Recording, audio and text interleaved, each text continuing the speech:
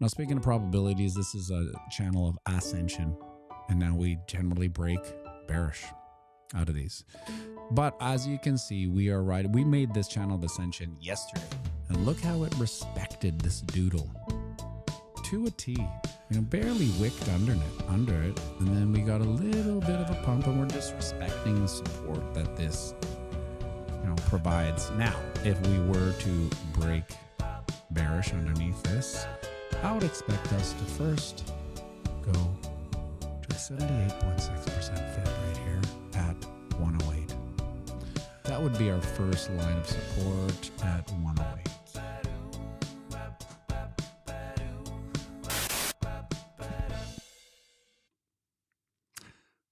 Lord love a duck if she didn't do, you know, well, if she didn't do just that. Unfortunately, right to it. Look at that. Hey, Scotty Mo, how's that for a doodle? Right to it. Bang. I just missed it by like a 4-hour candle, I suppose. I wonder if where did that go? No, just missed it by a 4-hour candle. And yeah, respect the doodle. I remember putting that in yesterday because if you remember, like I don't always put the price in. You know, I'll just go, oh, I might go here, right? And then I'll say the price. But, let's put that back to, oh no, it was here. Yeah, put in the price just, you know, in case I had to make that dastardly video. The Lord love of ducks. There's been a lot of Lord loving ducks in the past couple years. Hasn't there? And now, if we were to, you know, dig a little deeper, and, you know, I probably shouldn't do this. But we are a probabilities channel. If we were to, you know, I could get a little bear flag that we're breaking out of anyway. I won't do this. I'll do this because that's basically how we broke out. You take the pull, you slide it all to the breakout point, and then we're all at, yeah, our old channel of descensions resistance, a 104.4. I guess I'll draw it in. A 104. And that would make sense. You know, we're just bipping and bopping and booping and baping to just simple resistance and supports and Fibonacci's. Because as much as it feels like doomsday, we're not really moving that much.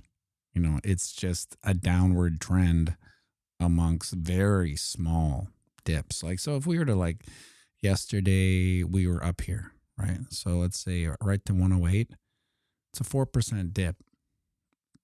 Now, we're normalizing a 4%. 4% actually feels a little drastic now because that's all we kind of get. Whereas 4% dips, you know, back in the bear market, would have been a little more visually daunting, right? When you're down at, you know, in the 30s and 40s, and 4% dips now, they're really nothing. You know, and Scotty Mo, we're still over 100 grand when you put into perspective. Yeah. And so, like, we could go, you have to ask yourself this, as painful as, you know, 4% dump is it max pain? No, it's not max pain. Max pain is complete and utter disbelief. All hope is gone. I'm going to take karate and the trombone out of my closet and start doing that instead. That's what max pain is. Now, it would stand to reason on this 4-hour chart anyway. Let's go a little deeper there, Scotty Mo. This is a Bitfinex wick. Now, what was interesting, I don't know if you guys took a look at, 88Ks max pain would be 30% from 126 mat grams. And that's 88. That's that number. That's where Asia comes in hard. But I went to reference this price point and I on the Spitfinex, and then I said, but the interesting thing on the daily chart is that it doesn't register as 103 because it's a different exchange. And I went to it, and lo and behold, they fixed it. So the Oracle, if you want to, I don't know if that's what fixed it, but they went back and they put in the wick. That wick wasn't there on that biggest liquidation in histoire. Remember? It went to about 107, 108. Now, I didn't check the weekly if they did that too. Let's see. Did they fix it? Was this 2 weeks ago? Yeah. Let's see. Did they fix it? They did. They did fix it. So it's kind of like an economic Mandela effect, right? Because imagine if you had a buy order at 103.8, and then the biggest liquidation in histoire happens, and you're like, holy shit, it's gonna fill, and then it only goes to 107, and let's just say you took your buy order out, then it went down. Then all of a sudden it's like, what? Damn it, I had a, you want to talk about the market effing with you.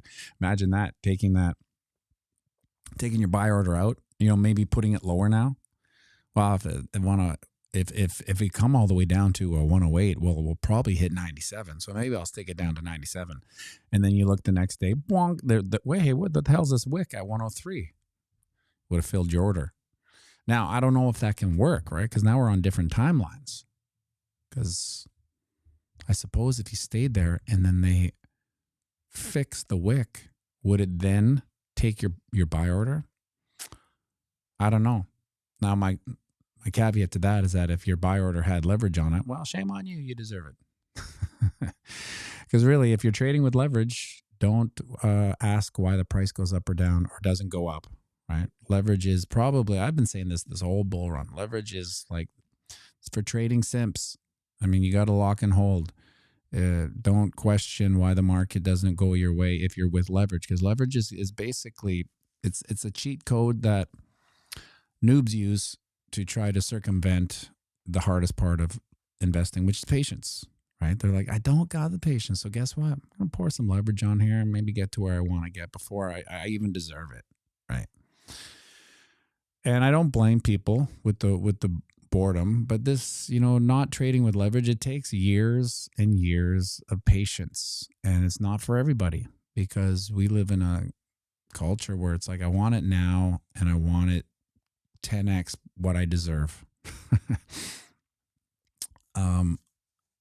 The thing I wrote in the thumbnail, I think, was, can we have a bear market? Can the bull run cross, or can the bull run be over without signals? And the answer is yes, because it's like happiness. It's not guaranteed and no one deserves it, right? We can sit here and say, hey, you deserve happiness. No, you don't. You should have, we're all guaranteed happiness. No, we're not. No one is.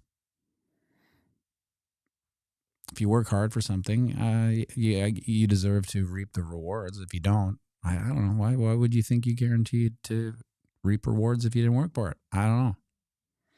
I don't know why that would happen in people's mind. This is an interesting 3 weeks though of October. So this was the first week. Look at this. I don't like going into Moonvember. Well, Moonvember. It's just rolled off my tongue with a bearish engulfing candle. Look at this. We couldn't even, just to poke that bear a little more, we couldn't really get the bullish engulfing candle. But if we close this week underneath 108.7, we'll for sure get a bearish engulfing candle. Couldn't quite make it bullish, but definitely make it bearish coming out of this channel of descension. Now, if I want to take the flip of the coin there for the bullish aspect of it, this is, maybe we test this channel of ascension, throw a little desperado wick down to Oh, see, these are back. Look at how this matches up. So this is 104. This is the channel of ascension on the weekly chart. And we go back to the 4-hour chart, and this cat little bear flag comes to 104. Right. So this is the thing about probabilities and technical astrology is that you just look for confluence, right? If numbers seem to be matching up, well, there's you can put a certain magnet on it. Remember, I used to have magnets on here. Did I get rid of it? Did I delete it? I think I did, because it was getting a little noisy on this asset page. Yeah, I got rid of it. If I had it, I would put it at 104, sucking the price down. Because we have confluence on the 4-hour. Let's see if there's a confluence on the daily here. Ding dong. We are, getting pretty close to, I would call this channel of eternal monotony support the breakout point of this massive Head and Shoulders. And where is it? At 108.3, which we've already dipped under. Now, what do we have here? This is 103.5, the beginning. This is where we would candlestick the wick, right? Which is arguably the most accurate technical astrology ever known, is those darn tootin' kids, those pesky little kids. That which once wicked will get candlesticked. The worst part about it, the punishment of it all, is that this didn't exist. So that is a first that I've ever seen. I don't know if you've seen that before. Let me know. I've never seen it before. I've never seen all the charts say something different, and then a few days later they all correct to the lowest, right? Why didn't Bitfinex go up? Why didn't they all go to 108? I guess Bitfinex, the price 103 was the actual price. I don't know. It's one of those things. I saw a thing where Trump was talking about the stock market and going back to the old days. And I think he was referencing short selling. Now, I don't know where you get how you alleviate short selling. How do you not sell an asset? Maybe it's with leverage weight. Maybe it's with naked shorting. One of the reasons, imagine trading leverage on on the price of gold. You're not going to have these horrible wicks that come and stop you out. But you will have the COMEX and every other institution throwing naked shorts on it with the futures. You will have that. So, there's always someone taking the opposite trade. Look at these 4 days. All starting off with a shooting star candle, and then coming down, retesting our channel of eternal monotony, which is also 23.6% fib. Now, is this 112? I think this is backwards. It should be up here. This guy should be up here. The old eyeball's at 117. So, like I said before, will this be that indicator we look at? We are on borrowed time. What is the official borrowed time? October 20th was the 2021 bull run peak. 548 days. We're at the 30th, so we're 10 days over. We're 10 days over. And now, if we were to take this as the top, October 6th, we would be 14 days under, if I'm doing the math right. And everything would line up. What I would think that would happen is there's a couple possibilities. Just, like happiness, we're not guaranteed parabolic insanity FOMO. We're not guaranteed it. Include a lot of people, including myself, expected in the couple hundred thousands of price action, because logically, when you have all that institutional money coming in, you would think it would put pressure on the price to go up. It hasn't. Now, if you want to be scientifically logic, doesn't mean you're right. Just means you're right today.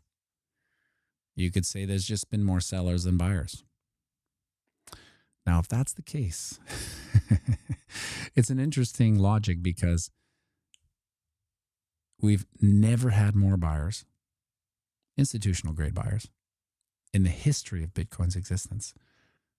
So we have to, if we're following that logic, just accept that we've never seen as many sellers as we have this bull run.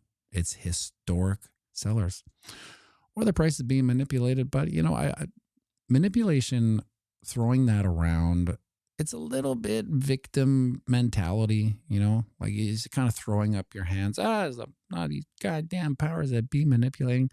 So it's the last thing I really like to go to is manipulation. Now we know, there's levers that can be pulled, to push things in certain directions, which is manipulation of sorts. But are we there yet? Are we ready to throw in the manipulation towel? Not really, because there's one thing that we all forget. This market does not want to take you with it. The institutions don't necessarily want to see you thrive with this asset. So it's in the market's best interest to either lull you out or scare you out. At the same time, you and I are not really that important in their big scheme. When we're 4% of adoption, I would say maybe 2 retail, 2.5%, 3% of the Bitcoin adoption. It's just enough to not care. A little more, we're going to retest this.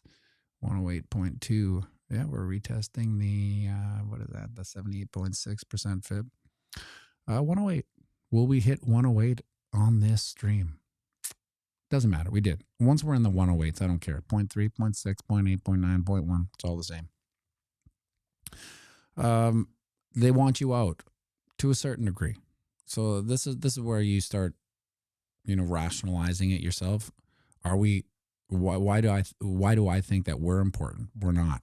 We're such a small piece of the adoption. We're like the forgotten early adopters, right? So when this thing takes off into the parabolic S curve that we're heading towards, no one will remember your stake as founders of the early adopters. No one will look, and no one will care, right? They'll just call you lucky, right? And then your story will be like, oh yeah, you think it's lucky? You think it's lucky? Who was I talking to? Who the hell was I talking to? Was I texting someone? They were commenting on how doing nothing is the hardest thing. Yeah, it is. Doing nothing is the hardest thing. It goes against, the common human ethos of effort, right? But the effort, the patience, therein lies the effort. To sit there and not do anything, especially it's arguably harder when it's doing nothing. So if you think about it, for the past year, we have been doing nothing. We are at the same price we were November 7th, 2024, something like that. Squeaks, true, but it's still better to be lucky than good. Yeah, the way I look at it is that I'd rather be 4 years early than 1 day late, right? So, when this mold breaks, this part of the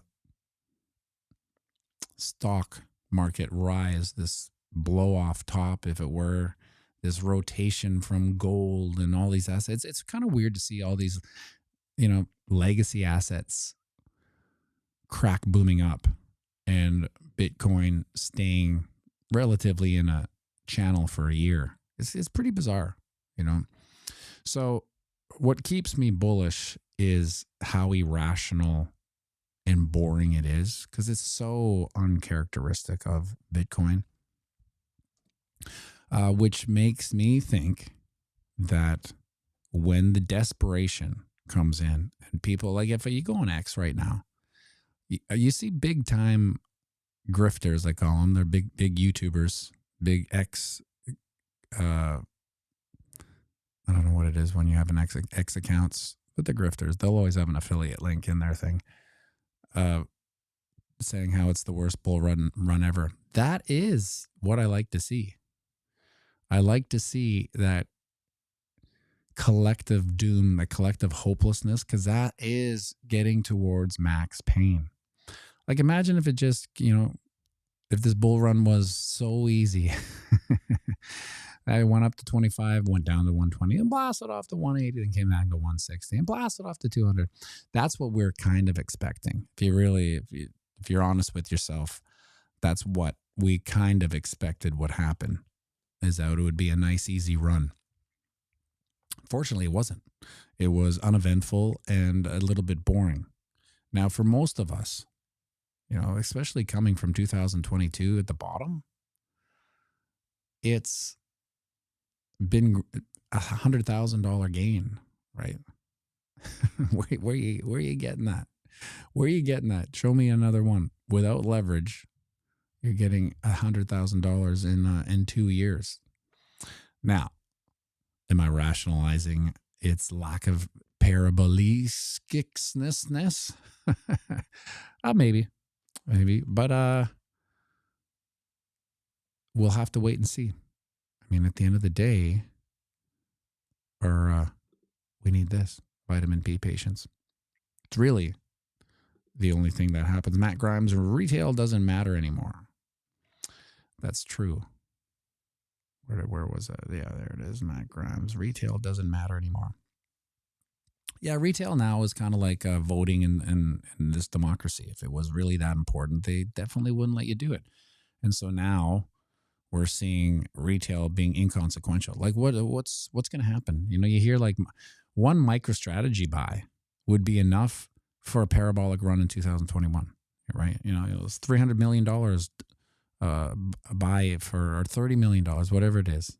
we can't even tell. This is because this is the hard part about being human. 300, it's all a lot, isn't it? Well, yeah, but is one bigger? Yeah, of course, it's 10 times bigger. Does it have a 10 times effect on the market? I think so.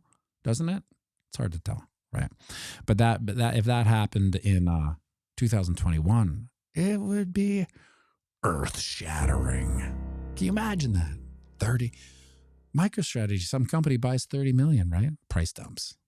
That's where the planned helplessness is coming into to hodlers. It's like, well, what do we have to go on now? If all dad rules, all fundamentals go down, where are we? You know what I mean?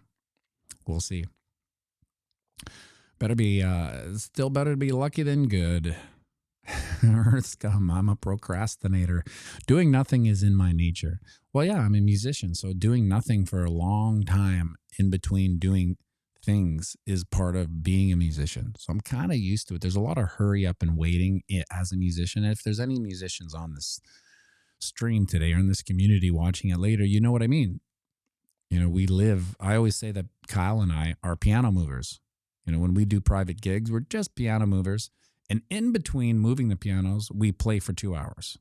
But really, the meat and potatoes of the day was moving those goddamn pianos into like a banquet hall, right? And then it's 2 weeks till the next private gig, or a month, or 2 months, right? We always have the Jimmy, but the stuff's set up there. We don't have to do much work. But even that, Saturday night's over. 5 days later, there's the gig. So it's a little bit more natural for me to sit on my hands and wait for big things to happen. I guess it's just the plight of any musician. You sit there in a holding pattern most of your life waiting for big things to happen. One of these days, right? And then so you get desensitized to it. Matty B, do we think he's just started a wave 105?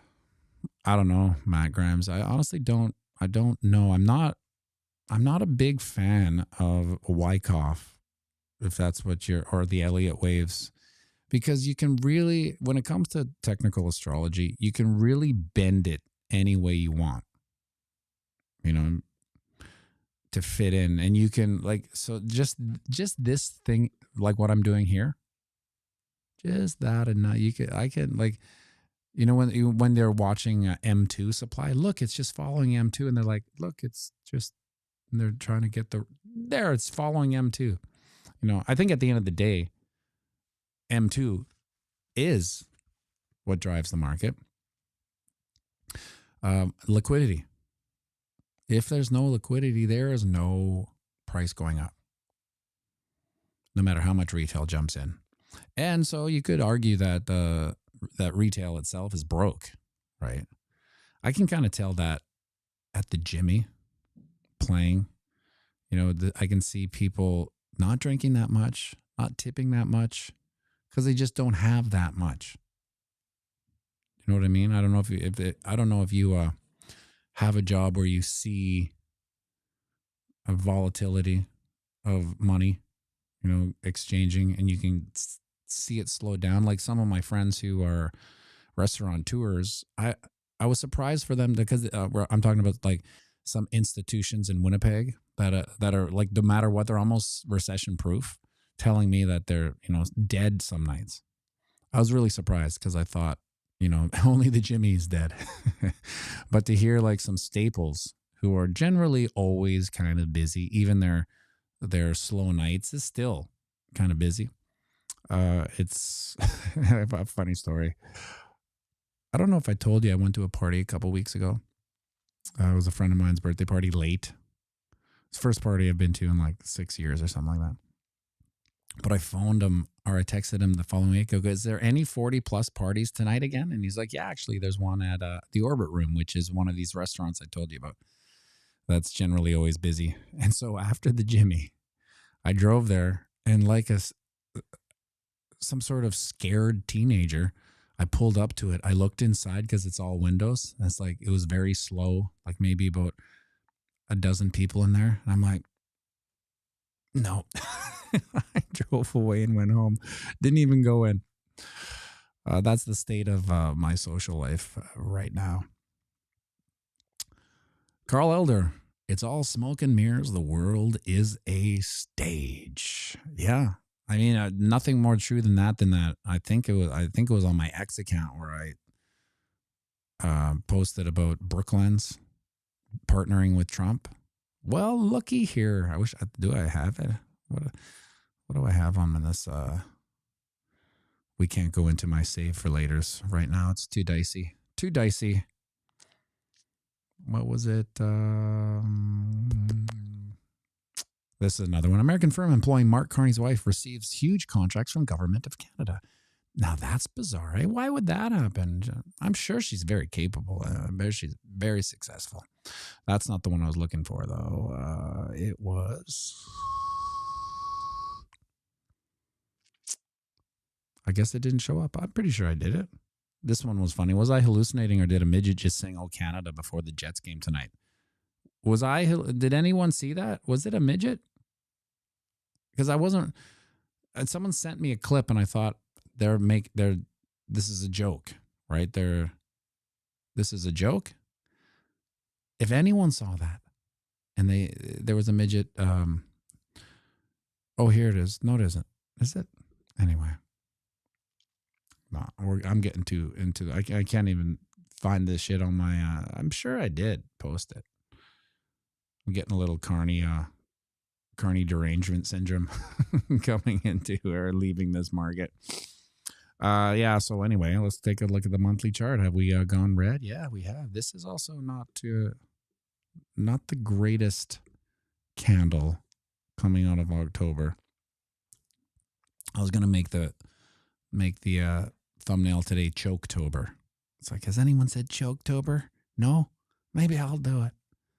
And then I'd get AI to look. Yeah, maybe I'll do it for tomorrow with Drew. This is your classic shooting star candle. So any price point on, where's 104? 104 would be right here. Yeah, look at that. Candle close, candle open. 104. That's where we would be. That's the confluence. And then we would have basically a doomsday shooting star candle. Because imagine this. Imagine if we closed here, 104. I guess I'll put it